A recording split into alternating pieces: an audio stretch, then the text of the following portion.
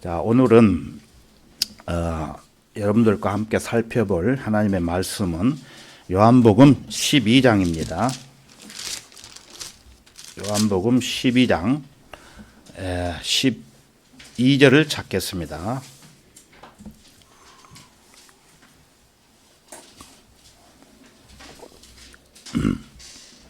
요한복음 12장 12절부터 16절까지 제가 받들어 읽겠습니다. 그 다음 날 명절에 온 많은 무리가 예수께서 예루살렘에 오신다는 말을 듣자 종려나무 가지들을 들고 주를 맞이하려 가서 호산나 주의 이름으로 오시는 이스라엘의 왕은 복이 있도다라고 외치더라. 예수께서 어린 나귀 한 마리를 찾아서 그 위에 타시니 기록되기를 시온에 따라 두려워 말라. 보라, 너의 왕이 나귀 새끼를 타고 오시는도다라고 함과 같더라. 제자들이 이 일들을 처음에는 깨닫지 못하다가 예수께서 영화롭게 되신 그때에서야 이 일들이 주에 관하여 기록되고 그들이 이 일들을 주께 행한 것인 줄 기억하더라. 다 같이 기도드리겠습니다. 거룩하시고 자비로우신 주 하나님 아버지 감사합니다. 허물과 죄들로 인해 지옥으로 갈 수밖에 없었던 저희들을 갈보리의 십자가의 보혈로 구원해 주시고 하늘에 복된 산 소망을 바라보며 주님의 몸된 교회 안에서 사랑하는 성도들과 함께 신앙 생활을 할 수 있도록 인도해 주신 은혜 더욱 감사드립니다. 오늘 우리에게 주시고자 하시는 진리의 말씀들을 준비된 마음으로 선포하는 저에게 또한 말씀을 경청하는 모든 사람들에게 이로부터 주시는 지혜와 총명을 허락해 주시고 은혜의 시간이 되도록 주 성령님께서 역사해 주시기를 간구드립니다. 또한 간절히 바라옵기는 우리 성도들 중에는 육신의 질병과 병약함으로 고생하는 형제들이 몇몇 있습니다.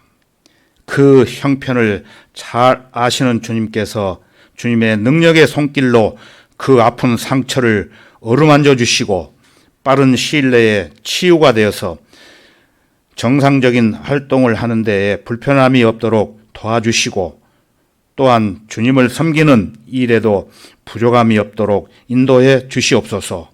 우리의 남은 생애를 모두 주님께 맡깁니다. 이 시간 저희들의 마음과 생각까지도 주님 주관해 주시고 주님 홀로 영광 받으시옵소서. 주 예수 그리스도의 이름으로 기도드렸습니다. 아멘.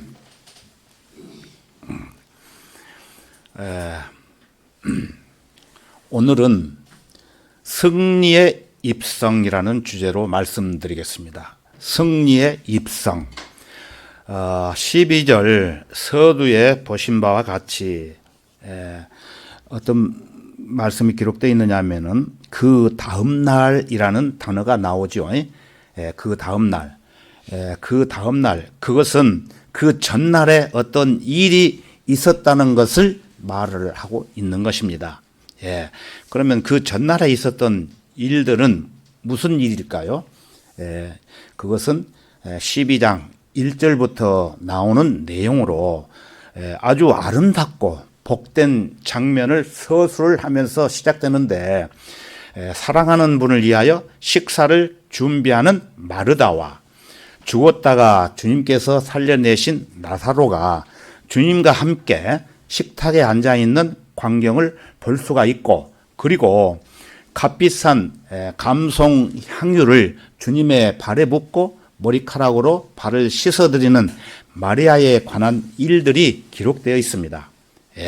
그러나 이 아름다운 광경은 오히려 주님께 시각각으로 다가오고 있는 어떤 암울한 사태를 대도적으로 느끼게 하기도 합니다. 그러나 주님께서는 그 시각이 다가오고 있음을 알고 계셨어요. 이제 내 혼이 괴로우니 내가 무슨 말을 하리요. 아버지시여, 이 시간으로부터 나를 구해 주소서. 그러나 이 일을 위하여 내가 이 시간까지 왔사옵니다. 아버지시여, 아버지의 이름을 영화롭게 하옵소서라고 주님께서는 기도하고 계셨던 것입니다. 이 말씀은 12장 27절과 28절에 있습니다. 자, 그러면은 12장 1절부터 오늘 19절까지 살펴볼 건데요. 먼저 12장 1절부터 6절까지를 제가 받들어 읽겠습니다. 12장 1절, 6월절 엿새 전에 예수께서 베다니에 오시니 그곳은 주께서 죽었던 나사로를 죽은 자들로부터 살리신 곳이라. 거기서 그들이 주를 위하여 저녁을 마련하였는데 마르다는 시중을 들고 나사로는 주와 함께 식탁에 앉아 있는 사람들 중 하나더라. 마리아가 매우 값진 감송 향유 한 리트라를 가지고 와서 예수의 발에 붓고 자기의 머리카락으로 그의 발을 닦으니 그 집이 향유 냄새로 가득 차더라. 그때 그의 제자 중 하나로 주를 배반할 자인 시몬의 아들 유다 이스카리옷이 말하기를 어찌하여 이 향유를 300데나리온에 팔아 가난한 사람들에게 주지 아니하였느냐고 하니, 그가 이렇게 말한 것은 가난한 사람들을 염려해서가 아니라 그가 도둑이며 돈 주머니를 맡아 그 안에 넣은 것을 지니고 다니기 때문이라. 이렇게 설명을 하고 있습니다. 자, 다시 12장 1절을 보시면은 6월절 전에 엿새 전에 6월절 엿새 전에 예수께서 베다니에 오시니 그곳은 주께서 죽었던 나사로를 죽은 자들로부터 살리신 곳이라. 이렇게 시작을 합니다. 그래서 11장에서 바리새인들이 예수 그리스도를 죽일 음모를 본격적으로 모의하기 시작을 하자 광야에 가까운 지방인 에프라임이라고 하는 성읍으로 가셔가지고 제자들과 함께 지내셨던 주님께서 6월절 엿새 전에 다시 베다니로 귀환을 하시는 내용입니다. 베다니는 예루살렘에서 가까운 마을이었다고 전번에 말씀드렸죠. 그래서 유대인들의 눈에 얼마든지 잘 띄는 곳이었습니다. 말하자면 수배령이 떨어져 있는 장본인으로서는 감히 나타나서는 안 되는 위험한 장소이기도 합니다. 그런데 주님께서는 바로 이런 곳으로 다시 오셔서 나사로와 그 누이들을 만나시고 그들로부터 저녁 식사 대접을 받으시는 가운데서 잠시 즐거운 시간을 보내셨던 것입니다. 자, 2절을 보시면은 거기서 그들이 주를 위하여 저녁을 마련하였는데 마르다는 시중을 들고 나사로는 주와 함께 식탁에 앉아 있는 사람들 중 하나더라.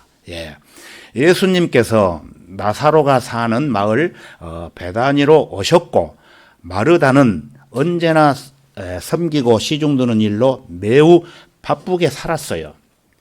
주님을 섬기는 일이라면 그녀는 가만히 앉아있지 않고 이리저리 뛰어다녔던 것입니다.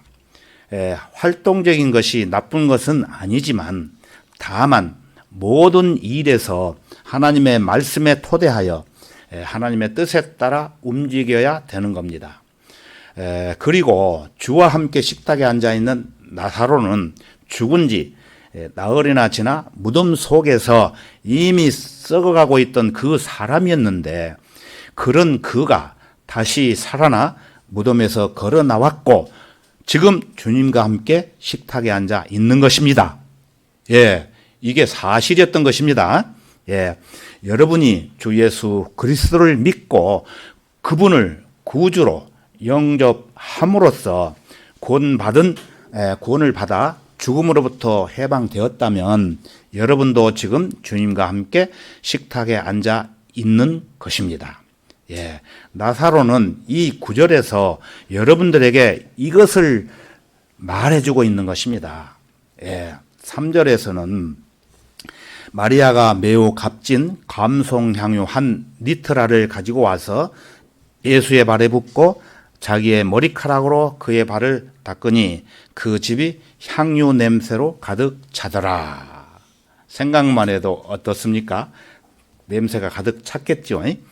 예, 한 리트라는 약 한 파운드, 즉 450g쯤 되는 양인데 향유가 이 정도의 양이라면은 5절에서 보듯이 무려 300 데나리온이나 되는데 300 데나리온이라면 그 당시에 보통 근로자의 1년치 임금에 해당하는 액수라고 합니다.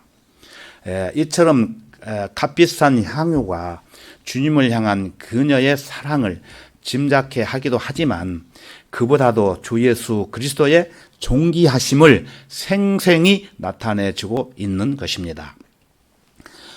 마리아는 이것을 알고 있었고 이것을 나타내 보여 주었던 거예요. 주님을 섬기고 그분께 경배하는 데에는 이처럼 매우 값진 무엇인가를 필요로 한다는 것을 잊지 마십시오. 그녀는 자기의 머리카락으로 그의 발을 닦아 드렸습니다. 예수님의 발을 닦아 드렸습니다. 마리아가 주님을 향한 자신의 극진한 사랑만을 표현을 했다면 아마도 이렇게까지는 하지 않았을 겁니다. 그녀는 하나님의 아들이신 예수 그리스도의 영광을 이렇게 표현하고 있었던 것입니다. 그녀야말로 예수 그리스도께서 누구이신지를 가장 정확하게 파악하고 있었을 뿐만 아니라 자신이 그 사실을 이해하고 있었음을 그분께 합당하게 섬길 줄 알았던 사람이었고 그러한 섬김을 어떻게 나타내야 할지도 잘 알고 있었던 여인이었습니다. 그 집이 향유 냄새로 가득 차더라. 이 말씀은 만약에 마리아가 매우 값진 감송 향유 한 리트라를 그냥 헝겊에다 싸서 문질러 닦았다면 어찌 되었을까요? 헝겊이 향유를 다 먹어버렸을 것이고 그 향유 냄새가 곧 사라져 없어지고 말았을 겁니다. 그러나 마리아는 자기 머리카락으로 주님의 발을 닦으니 머리카락이 주님의 발등을 스칠 때마다 그 향유는 향기를 한껏 발산하였기 때문에 집안에 향기가 가득 찬 것은 당연하리라고 봅니다. 이렇게 마리아는 온 집안에 향기가 가득 차게 함으로써 주 예수 그리스도의 영광을 온 집안에 가득히 드러내는 역할을 하게 되었던 것입니다. 주님께서는 이 일에 대하여 마가복음 14장 9절에서 말씀하시기를 진실로 내가 너희에게 말하노니 온 세상에 이 복음이 전파되는 곳마다 그녀가 행한 이 일도 말하여 그녀를 기념하라고 말씀을 하셨습니다. 다른 복음서에는 마리아라는 이름이 거명되지 않고 있지만 여기 요한복음에서 비로소 그녀의 이름이 기록되어 우리의 궁금증을 풀어주고 있습니다. 자, 그러면 4절과 5절을 보겠습니다. 4절과 5절. 그때 그의 제자 중 하나로 주를 배반할 자인 시몬의 아들 유다 이스카리옷이 말하기를 어찌하여 이 향유를 300데나리온에 팔아 가난한 사람들에게 주지 아니하였느냐고 하니. 누가 말했습니까? 이스카리옷, 유다 이스카리옷, 마귀죠. 예. 주님을 위한 마리아의 뜨거운 헌신과 모든 것을 다하여 드리는 경배가 마침내 엉뚱한 자의 반대에 부딪히고 맙니다. 예. 주님의 존귀하심과 영광이 가득 차는 순간, 예, 여기에 어떤 자가 이의를 제기하고 나서는 거예요. 예. 주님께서 여러분이 헌신하기로 작정하고 행동에 옮기는 순간 누군가가 여러분의 앞을 가로막으면서 트집을 잡고 덤벼올 것입니다. 여기 5절에서 마리아가 바로 그런 처지에 빠졌는데 트집을 잡고 나선 자가 다름 아닌 주님의 제자 중 유다 이스카리옷이라는 자인데 그가 어찌하여 이 향유를 300데나리온에 팔아 가난한 사람들에게 주지 아니하였느냐고 트집을 잡으면서 명분으로 내세우는 것이 무엇이었습니까? 바로 사회복지 문제를 들고 나왔다는 것입니다. 그가 이렇게 말을 한 것은 가난한 사람을 염려해서가 아니라 그가 도둑인 까닭에 돈 주머니를 맡아서 그 안에 넣은 것을 가져감이더라고 6절에서 언급하고 있습니다. 그리스도인들의 모임이나 지역 교회에서 돈 주머니를 맡고 있는 사람이 만약 주님을 찬양하고 그분의 영광을 드러내는 일을 못마땅하게 생각한다면은 그것은 보나마나 그 사람이 도둑인 까닭에 그러한 것이 뻔한데 유다 이스카리옷이라는 자가 바로 그러했던 것입니다. 그는 주님을 따르는 제자들 가운데서 돈 주머니를 맡은 자였는데 주님께 헌신하고 경배하고 있는 마리아를 꾸짖는 자였고 그 명분으로 가난한 사람들을 내세웠던 겁니다. 요한으로 하여금 요한복음을 기록해 하신 성령님에 의하면 그가 가난한 사람들을 염려해서가 아니라 돈 주머니에 든 것을 가져가는데 맛을 들였기 때문에 마리아를 지탄했던 것입니다. 그는 도둑이었어요. 예, 도둑의 눈에는 주님을 사랑하여 매우 값진 것을 주님께 드려 헌신적으로 그분의 영광을 드러내고 그분을 찬양하는 일이 낭비로 보였는데 자기가 훔쳐갈 돈이 그만큼 줄어든 것이 못내 아까웠던 겁니다. 만약 유다 이스카리옷이 주님을 눈꼽만큼이라도 사랑하였다면 감히 이런 생각을 할 수 없었을 것입니다. 예, 유다 이스카리옷 그는 도대체 누구였습니까? 예? 요한복음 6장 70절과 71절에 보면은 그는 마귀였습니다. 우리 잠깐 한번 찾아보겠습니다. 요한복음 6장 70절로 가보겠습니다. 요한복음 6장 70절부터 71절까지 보겠습니다. 예수께서 그들에게 대답하시기를 내가 너희 12를 택하지 아니하였느냐 그러나 너희 중에 하나는 마귀인이라고 하시니라. 주께서는 시몬의 아들 유다 이스카리옷에 대해 말씀하셨으니 이는 그가 12 가운데 하나로 주를 배반할 자였음이라. 예. 이때는 이 당시 때는 주님을 배반하지 않았지만 나중에 가서는 결국 배반을 했었죠. 예. 자, 그러면은 오늘 본문 말씀 요한복음 12장 7절로 가겠습니다. 12장 7절입니다.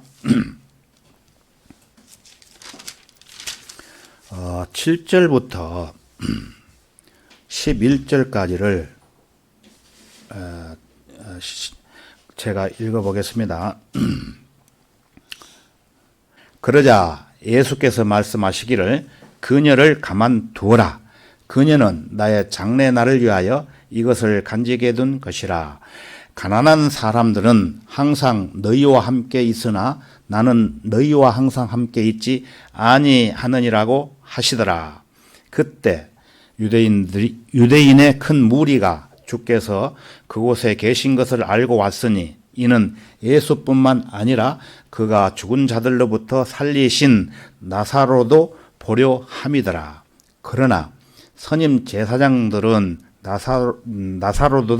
나사로도 죽이려고 모의하였으니 이는 그 사람으로 인하여 많은 유대인들이 가서 예수를 믿었기 때문이라. 예. 7절을 다시 보시면은 그러자 예수께서 말씀하시기를 그녀를 가만두어라. 예, 그녀는 나의 장래날을 위하여 이것을 간직해 둔 것이라. 이렇게 말씀을 하고 계십니다. 예수 그리스도께서 죽으시고 무덤에 묻히시기 약 일주일 전에 그분께 향유를 부어드린 한 여인, 그녀는 주님께서 얼마 후에 돌아가시리라는 것을 정확히 내다보고 있었던 것입니다. 주님 자신 위에 그분께서 죽으시라는 것을 알고 있었던 유일한 사람은 그녀 한 사람이었던 것으로 보입니다. 예수님의 제자들은 아직 이에 대한 말씀을 주님께로부터 듣지 못했지만 마리아는 알고 있었습니다. 예. 그리고 주님께서 돌아가시기 전에 그분께 미리 향유를 부어 드리고자 마음을 먹었었고 또 그것을 실행에 옮겼는데 이러한 마리아의 의도는 참 좋은 생각이었습니다.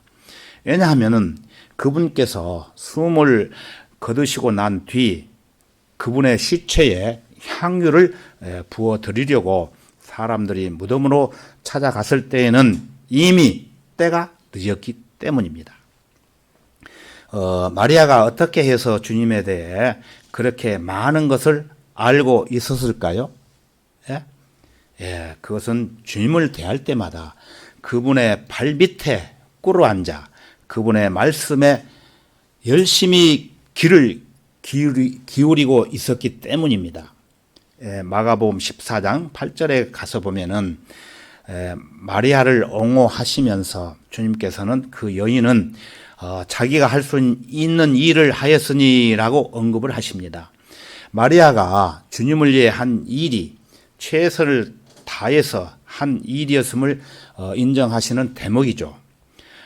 죄 짓는 일은 적게 할수록 좋고 주님을 위한 일은 많이 할수록 좋다고 말한 바 있는 밥 존수 시니어는 또 어떤 기회에 주님을 위해서 내가 할 수 있는 최선을 다하는 이유는 그래야만 내가 하나님과 따질 수 있기 때문이라고 말한 적이 있는데 그것은 대단히 깊은 의미가 있고 통찰력이 넘치는 말이 아닐 수 없다는 것입니다. 여러분은 주님을 위해 최선을 다하고 있습니까? 예, 그렇다면 여러분은 여러분이 할 수 있는 일을 다 하고 있는 것입니다. 그런데도 일이 잘 풀리지 않는다면 그때는 여러분이 하나님과 따져 봐도 되겠죠. 하나님께. 하나님께서는 여러분이 따지고 덤빌 것을 알고 계시기 때문에 미리미리 매사를 잘 인도해 주십니다. 여러분이 하나님을 위해서 매사에 최선을 다한다면 여러분은 하나님의 인도하심을 보장받고 있는 것입니다. 예, 주님을 위해 여러분이 할 수 있는 것을 최선을 다해서 열심히 행하시면 주님께서는 여러분을 끝까지 돌봐 주실 겁니다. 어떤 실화 하나를 말씀을 드리겠습니다. 어느 동네의 책방 앞에는 매일 오후만 되면은 어떤 소녀가 나타나서 화가죠. 길가에 서서 성경 이야기들을 그림으로 그리고 있었습니다. 그런데 그 소녀는 처음에는 두 손으로 그 그림을 그렸지만은 나중에 몹쓸 병으로 인해서 오른팔을 못 쓰고 마비가 되자 그림을 그리지 못하고 왼팔로 그림을 그렸는데 나중에 그 왼팔마저 마귀가 되어버렸다. 그래서 그녀는 포기하지 않고 다시 자기 입에 붓을 물고 입으로 그림을 그리기 시작을 했답니다. 그래서 입이 어떻게 되었습니까? 손이 되었죠.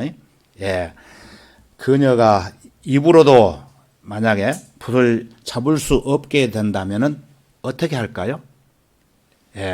이러한 정신이 있는 그 소녀는 틀림없이 발가락으로 붓을 잡고 자기가 하던 일을 해낼 겁니다.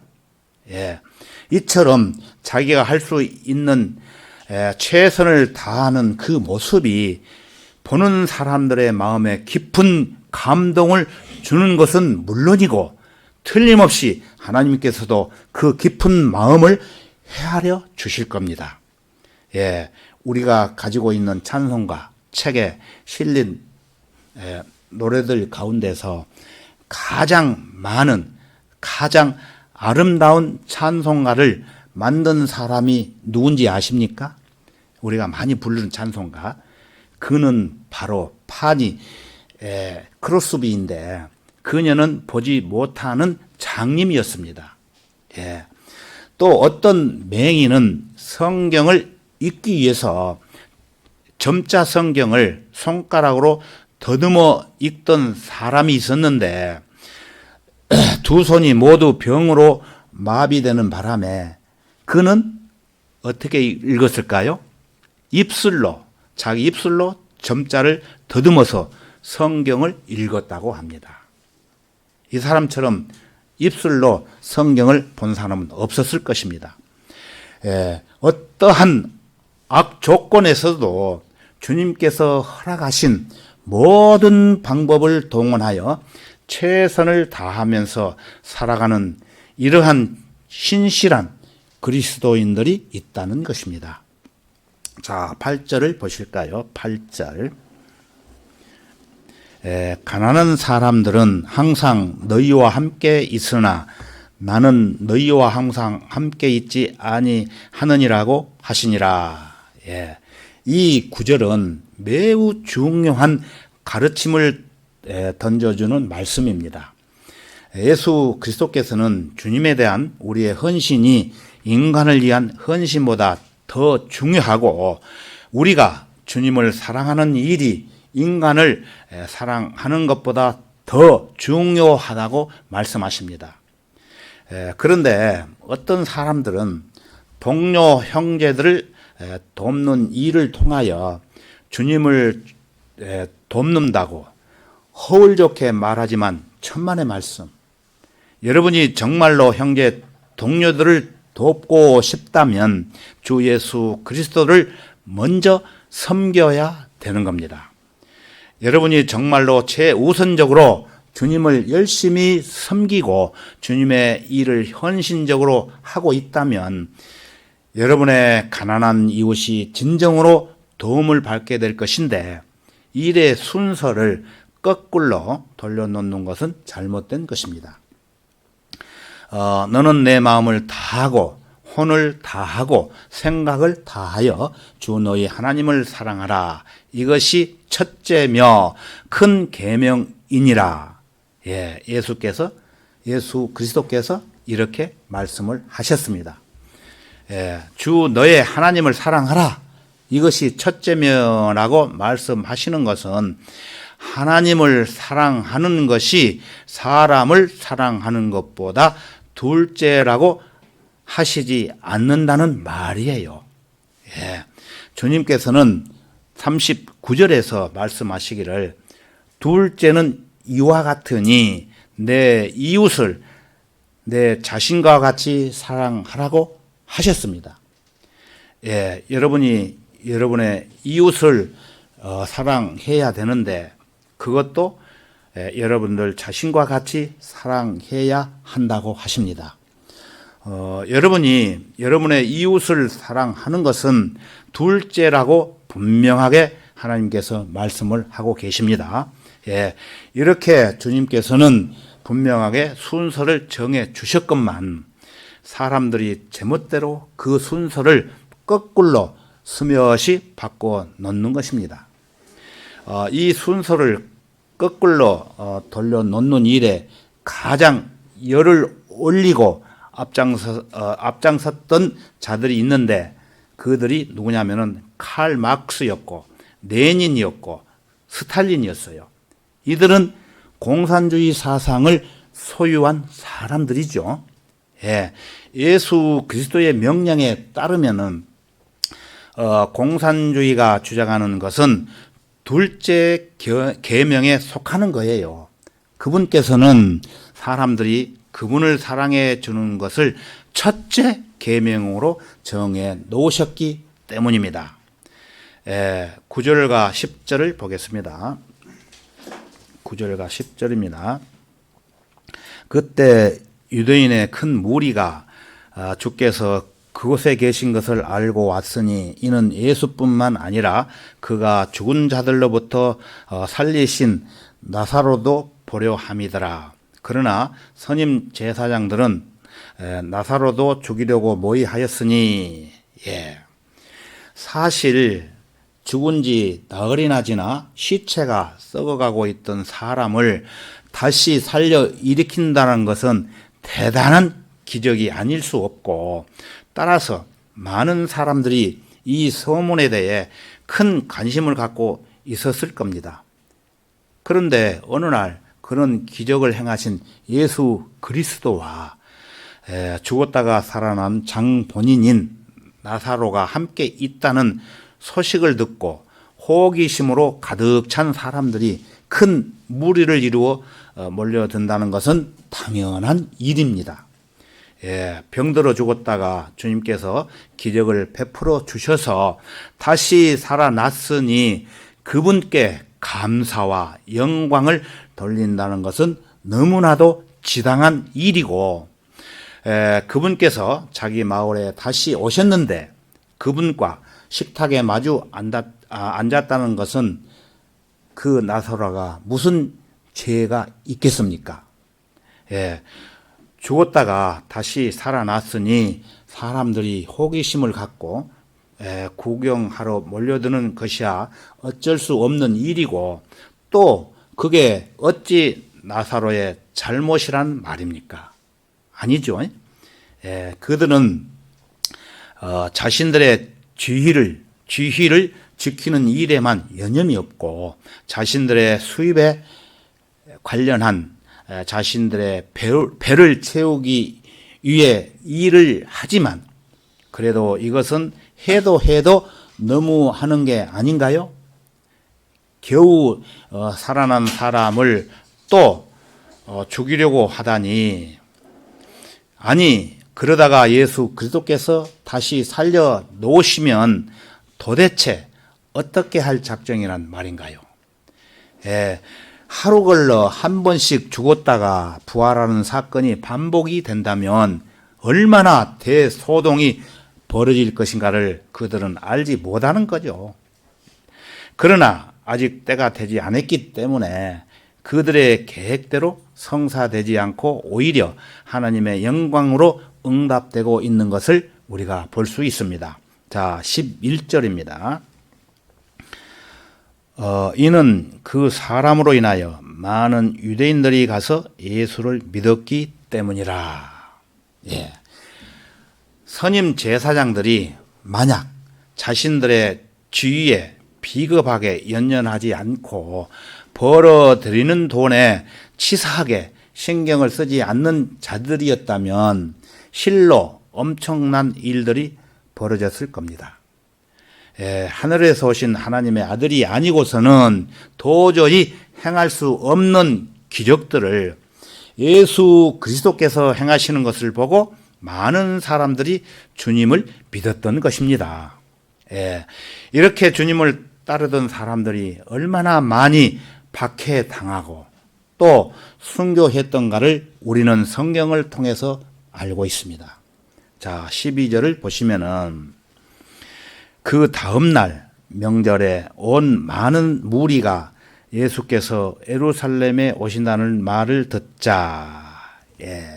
여기에 나오는 명절은 유월절입니다. 앞에서 말씀드린 바와 같이 유월절. 그 유월절이 가까이 다가오자 유대인들 사이에는 어디론가 잠적하신 예수 그리스도께서 예루살렘에 오실지 여부를 놓고 화제가 되었던 것입니다. 왜냐하면 유월절마다 오셨기 때문에. 그래서 그들이 요한복음 11장 56절에서 보면은 예수를 찾으며 성전에 서서 서로 말하기를 너희는 어떻게 생각하느냐? 그가 명절에 오지 아니하겠느냐고 반신반의하는 것을 우리가 보았습니다. 이에 대해 주님께서는 베다니에 오셔서 저녁 대접을 받으시는 자리에 많은 무리가 몰려들자 그들을 통하여 예루살렘의 유대인 측에 내가 예루살렘으로 가겠노라는 신호를 의도적으로 보내셨던 거예요.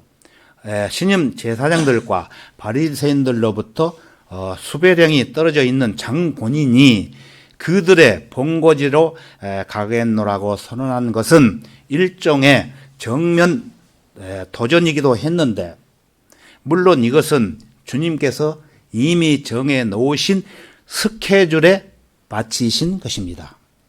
13절을 보시면은 13절 종려나무 가지를 들고 주를 맞이하러 가서 호산나 주의 이름으로 오시는 이스라엘의 왕은 복이 있도다라고 외치더라.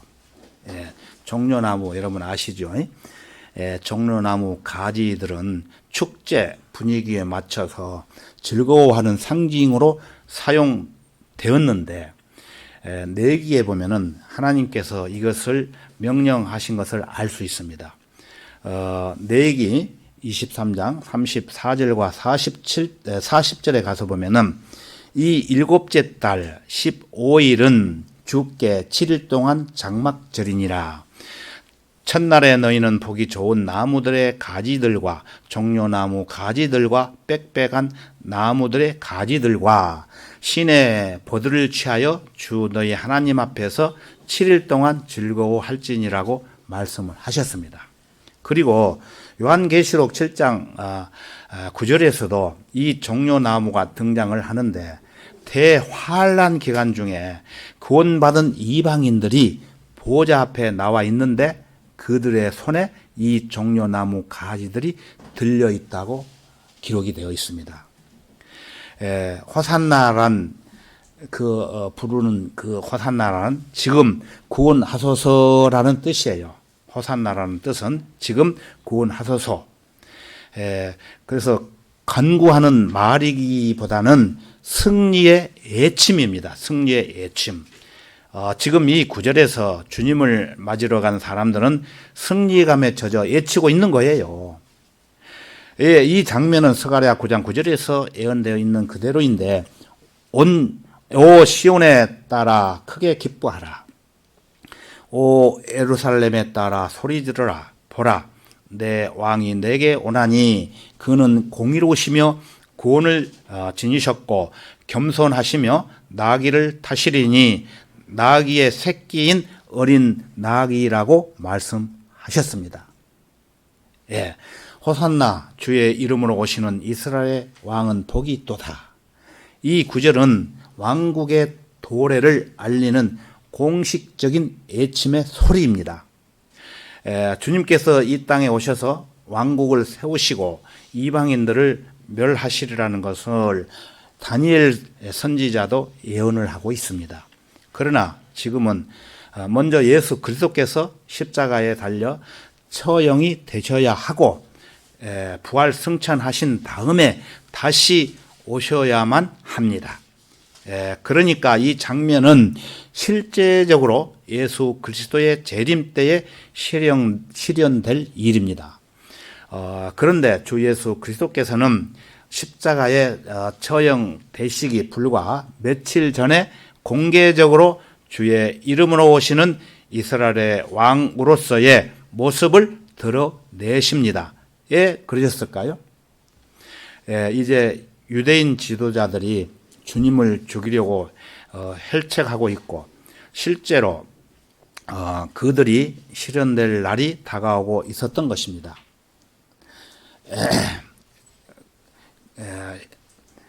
다시 말씀을 드리면은 이제 유대인 지도자들이 주님을 섬기려고 휠책을 하고 있고 실제로 그것이 실현될 날이 다가오고 있었다는 것입니다. 그리고 영광의 주님께서는 목숨을 내놓을 준비를 다 갖추셨습니다. 그러나 지금이야말로 그들이 죽으려고 하는 사람이 실제로 그들이 십자가에 달아 처형한 그분께서 다름 아닌 자신들의 왕이었다는 사실만은 분명하게 밝혀 두어야 할 시점이 되었던 겁니다. 자신들의 왕이신 예수 그리스도를 처형한 데 대하여 이스라엘은 분명히 책임을 통감하는 일이기에 이제 그들은 변명의 여지가 없게 되었던 것입니다. 언젠가 그들은 주님께 언제까지 내가 우리를 의심하게 하려느냐, 내가 그리스도이면 우리에게 분명히 말하라고 트집을 잡은 적이 있었죠. 그러므로 주님께서 스스로 다니엘이 예언을 했고 스가랴가 예언했던 그들의 왕이셨음을 널리 과시함으로써 더 이상 내가 우리를 의심하게 하였다고 핑계댈 수가 없게 되었던 것입니다. 자, 14절에서 16절을 보시겠습니다. 14절에서 16절. 예수께서 어린 나귀 한 마리를 찾아서 그 위에 타시니 기록되기를 시온에 따라 두려워 말라. 보라, 너의 왕이 나귀 새끼를 타고 오시는도다라고 함과 같더라. 제자들이 이 일들을 처음에는 깨닫지 못하다가 예수께서 영화롭게 되신 그때에서야 이 일들이 주에 관하여 기록되고 그들이 이 일들을 주께 행한 것인 줄 기억하더라. 제자들은 한참 뒤에야 성경에 예언되어 있던 일들이 진행되고 있음을 깨달았고 자신들이 거기에 참여하고 있다는 것을 알았어요. 그러나 누가복음 19장에 기록되어 있듯이 예루살렘으로 입성하시는 주님께서 도성에 가까이 오시자 그 도성을 보시고 울며 말씀하시는 것을 보았을 때 제자들은 무척 어리둥절했을 것입니다. 예수께서 영화롭게 되신 그때서야 성경에 예언된 주님의 영광이 실현되는 것으로 제자들이 깨닫는 순간 예수 그리스도께서는 울며 예루살렘으로 입성하셨던 것입니다. 자, 마지막으로 17절에서 19절을 보겠습니다. 17절에서 19절입니다. 그때 주께서 나사로를 그의 무덤에서 부르시어 죽은 자들로부터 살리셨을 때 주와 함께 있던 무리가 증거하더라. 이런 연유로 그 무리도 주를 맞으니 이는 주께서 이 기적을 행하신 것을 그들이 들었기 때문이라. 그러므로 바리새인들이 서로 말하기를 너희가 얼마나 부질없는 짓을 하는지 아느냐? 보라, 세상이 그를 따라가는도다라고 하더라. 바리새인들은 예수 그리스도를 체포하려고 기회만 엿보고 있던 자들이었습니다. 그런데 세상이 그를 따라가는도다라고 할 정도로 많은 군중들이 예수님을 옹이하고 있으니 그리스도를 체포하려고 어떻게 손을 쓸 도리가 없었고 다만 군중들에게 엄포만 놓을 수밖에 없었습니다. 그래서 너희가 얼마나 부질없는 짓을 너희가 얼마나 부질없는 짓을 하는지 아느냐라고 말을 하게 됩니다.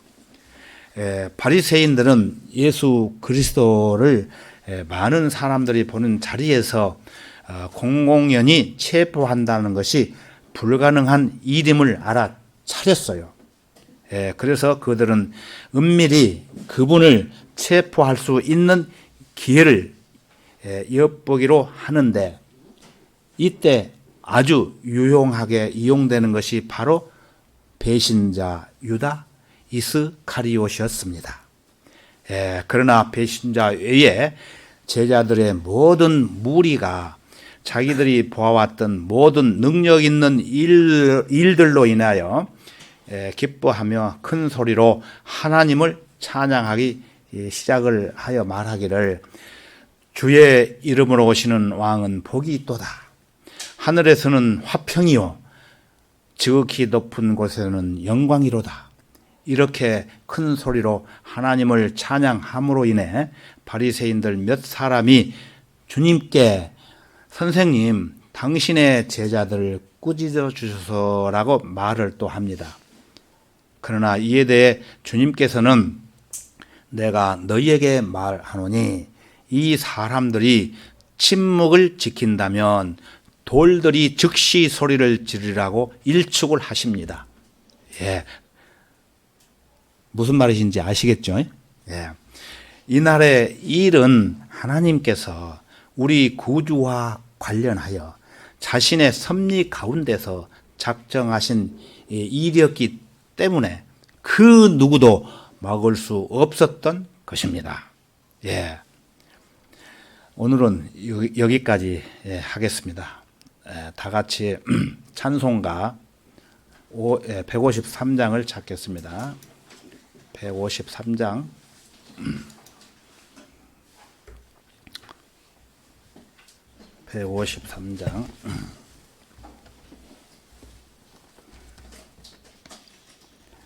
내 주님 입으신 그 옷은, 가사를 음미하면서 큰 목소리로 불러보겠습니다.